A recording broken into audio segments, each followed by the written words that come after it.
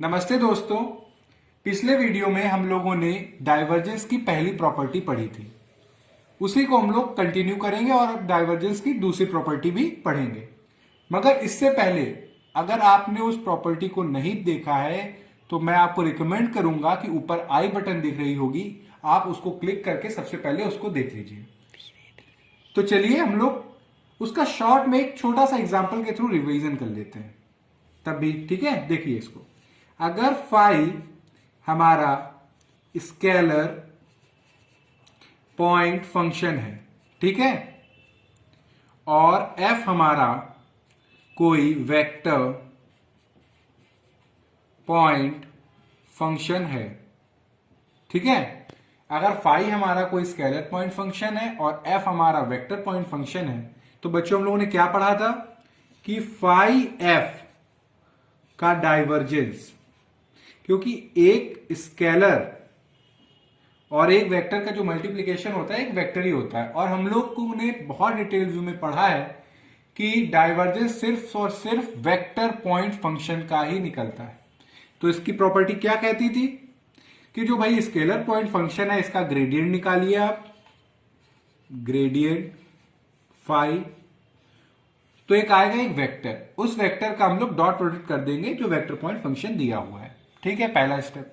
और जो वेक्टर है इसका आप डाइवर्जेंस निकालिए, तो डाइवर्जेंस डॉट एफ, तो आता है एक स्केलर और ये एक स्केलर हुआ, फाई एक स्केलर है, तो मल्टीप्लीकेशन। तो ये छोटी सी एक प्रॉपर्टी थी जो हम लोगों ने पिछले वीडियो में इससे रिलेटेड बहुत सारे एग्जाम्पल के साथ प्रैक्टिस की हुई थी।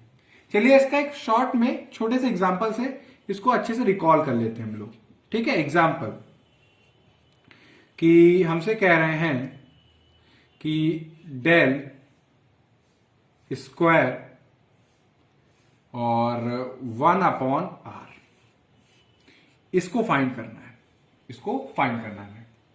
तो बच्चों आपको मैंने बताया हुआ है कि डेल 1/r ये हम लोगों ने निकाला हुआ था पिछले वीडियो में। क्या होता है, अब आपको मैंने इसके बारे में बताया था कि कैसे हम लोग वेक्टर कब लेते हैं, कब हम लोग इसको स्केलर मानते हैं पोजीशन वेक्टर को। तो हमने बताया था ये हम लोगों की अंडरस्टैंडिंग पे डिपेंड है। यहां पे हमारा जो आर है वो नीचे है, इसकी जो पावर है आर की पावर -1 है, आर की पावर -1 है बच्चों। तो इसको हम लोग एज अ स्केलर ट्रीट करेंगे। तो जब हम लोग इसको स्केलर ट्रीट कर रहे हैं तो इसको 1/r को अगर हम लोग स्केलर मान रहे हैं, स्केलर पॉइंट फंक्शन, तो इसका क्या निकालेंगे बच्चों, ग्रेडियंट। ग्रेडियंट निकालने का हम लोगों ने तरीका क्या सीखा हुआ था कि सबसे पहले जो भी हम लोग जिस अगर r का फंक्शन है तो उसके रिस्पेक्ट में हम लोग पार्शियली डेरिवेट करेंगे, तो आएगा -1/r² डेल r। ये हम लोगों ने पढ़ा हुआ है, ठीक है। अब डेल आर हम लोगों ने बहुत अच्छे से पिछले वीडियो में, मैं फिर से आपको रिकमेंड करूंगा कि अगर आपने पहला वीडियो नहीं देखा है तो उसको आप पहले जरूर देखिए। तो डेल आर बच्चों हम लोगों का क्या होता था, -1/r² वही रहता था, vector r upon mod r। ये भी पावर में है इसलिए ये भी स्केलर है, और मॉड r तो पहले से स्केलर है। तो ये बच्चों क्या हो गया, minus vector r upon r³। ठीक है बच्चों, ये चीज हम लोगों को क्लियर है।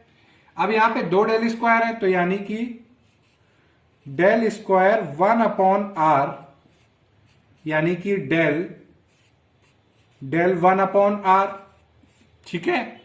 तो ये हम लोगों ने डेल 1/r निकाला हुआ है, वो क्या आया है बच्चों, -r/r³। अब ये हम लोगों का इस फॉर्म में आ गया। कैसे, जो वेक्टर r है ये हमारा हो गया पोजीशन वेक्टर f का काम करेगा, और जो -1/r³ है ये एक स्केलर पॉइंट फंक्शन का काम करेगा। तो फिर हम लोग यही प्रॉपर्टी यूज करने वाले हैं। अब इसको बच्चों हम लोग डायरेक्ट करने वाले हैं, तो बहुत ध्यान से देखिएगा। ये हमारा क्या है, एक स्केलर क्वांटिटी। तो स्केलर क्वांटिटी का बच्चों क्या निकालते हैं हम लोग, ग्रेडियंट। तो ग्रेडियंट किसका निकालना है, -1/r³ का। तो ये आता क्या है, एक वेक्टर, और वेक्टर का हम लोग क्या कर देते हैं, डॉट प्रोडक्ट। फिर ये हमारा वेक्टर है, तो वेक्टर का हम लोग क्या निकालते हैं, डाइवर्जेंस। और ये पहले से हमारा स्केलर है तो -1/r³।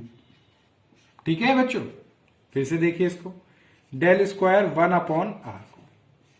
अभी हम लोगों ने सीखा कि अगर कोई ग्रेडियंट होता है तो ग्रेडियंट निकालने का क्या तरीका है। अगर कोई पोजीशन वेक्टर का फंक्शन है, आर का फंक्शन है, तो सबसे पहले पार्शियली डेरिवेट करेंगे। तो आएगा -3 और ये माइनस है तो माइनस माइनस हो जाएगा +3 आर की पावर, या इसको हम लोग नीचे लिख देंगे -3 आर की पावर 4 ग्रेडियंट आर।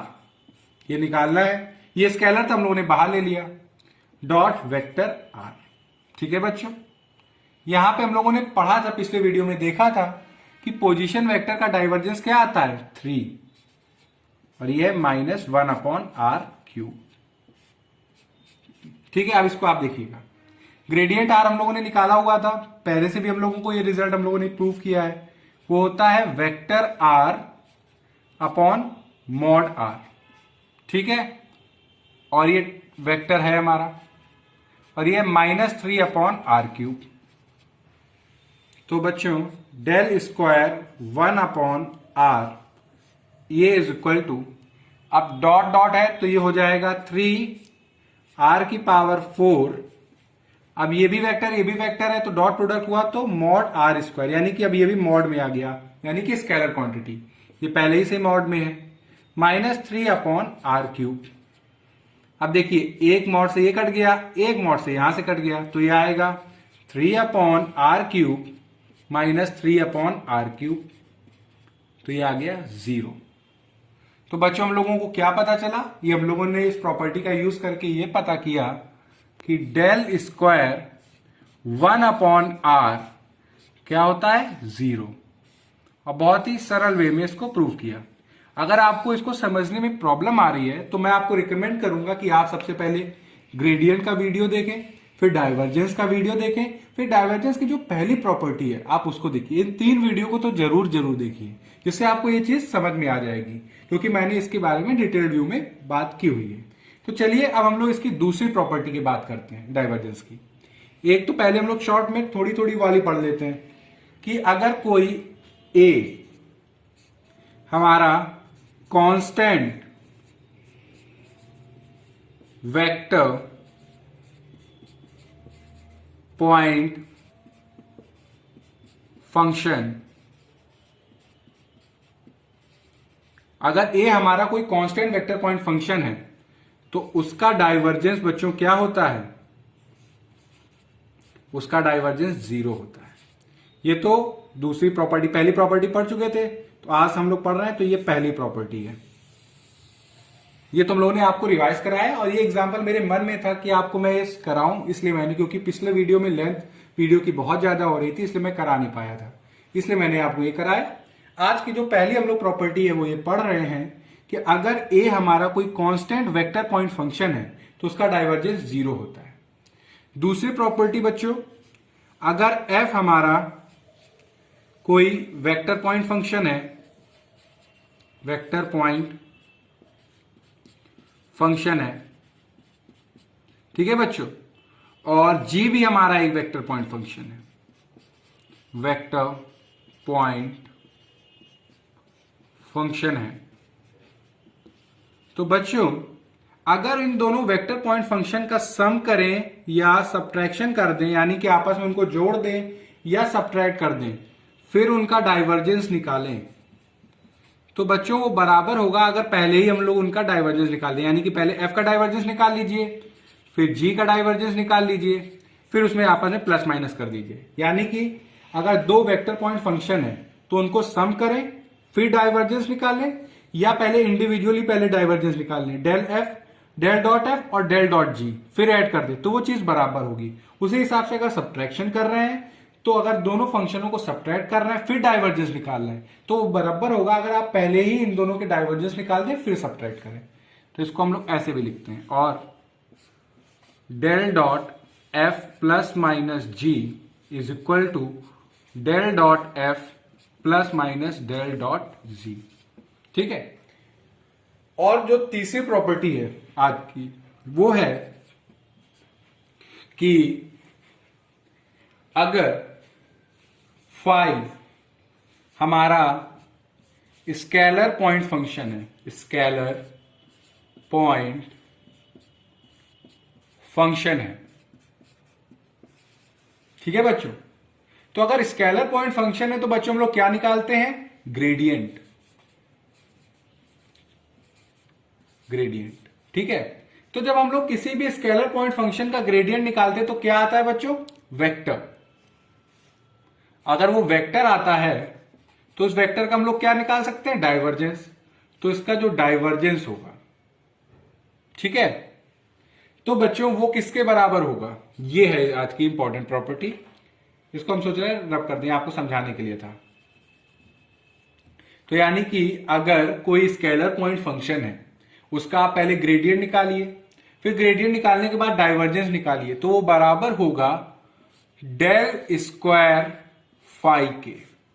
अब आप सोच रहे होंगे कि डेल स्क्वायर क्या है, तो ये हमारा डेल स्क्वायर कुछ नया नहीं, ये हमारा लाप्लेसियन ऑपरेटर है। Del square del x square plus del square del y square plus del square del z square.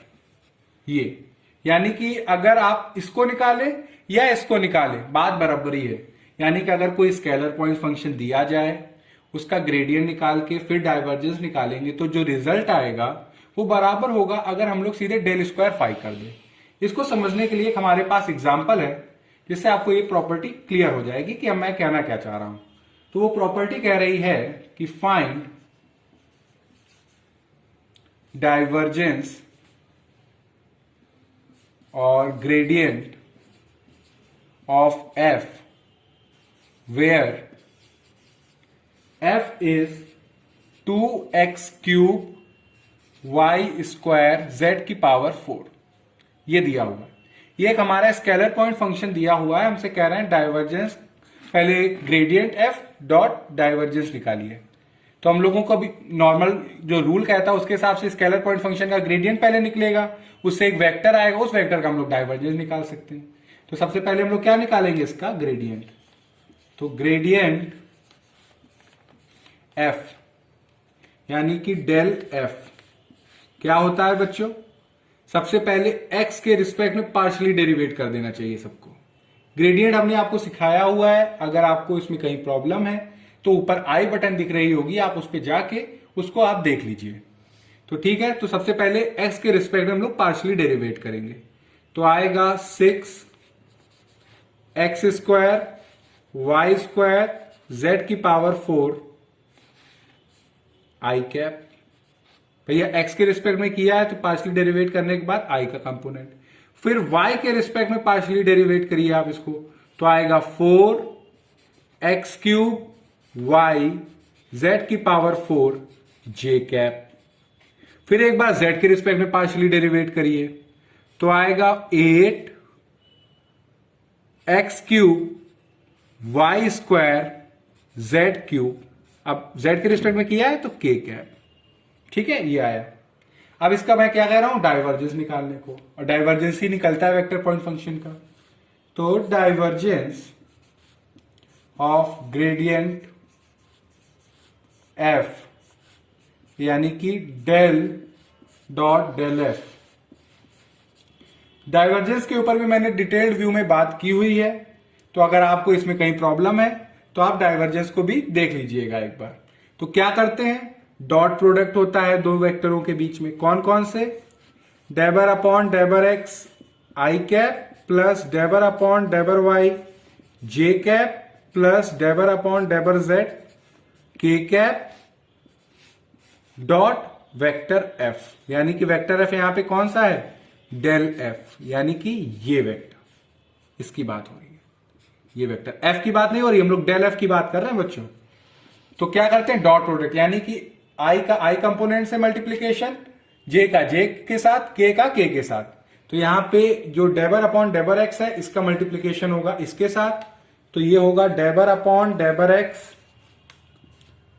6x square Y square Z की power 4 plus del upon del y का यानी कि इसका इसके साथ होगा तो होगा 4x³ y z की पावर 4, और डेबर अपॉन डेबर z का होगा 8x³ y² z³।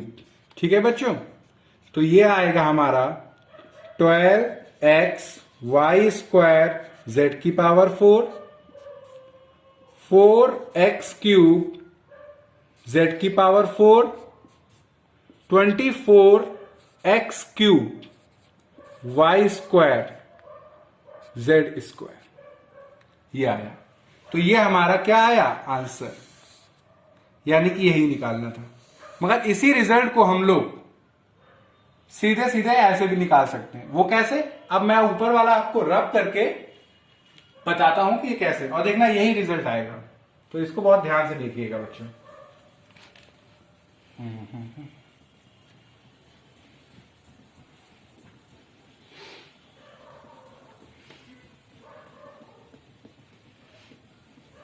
देखिएगा बच्चों, तो डेल स्क्वायर एफ निकालना है, ठीक है।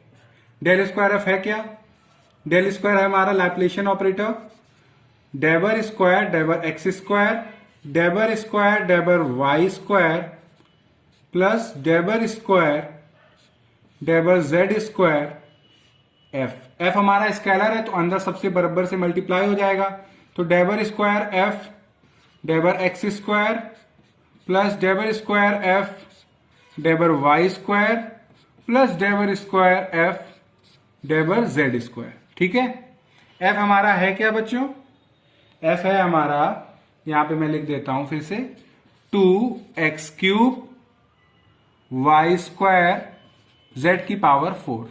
ठीक है, ध्यान से देखिएगा। तो सबसे पहले हम लोग क्या करेंगे, जो ये चीज है डेबर स्क्वायर एफ को, इसको हम लोग ये भी लिख सकते हैं डेबर अपॉन डेबर एक्स और डेबर अपॉन डेबर एक्स एफ। इसी प्रकार इसको भी लिख सकते हैं डेबर एफ अपॉन डेबर वाई। इसी प्रकार इसको फिर से, जो ये चीज है इसको हम लोग ऐसे भी लिख सकते हैं डेबर एफ अपॉन डेबर जेड।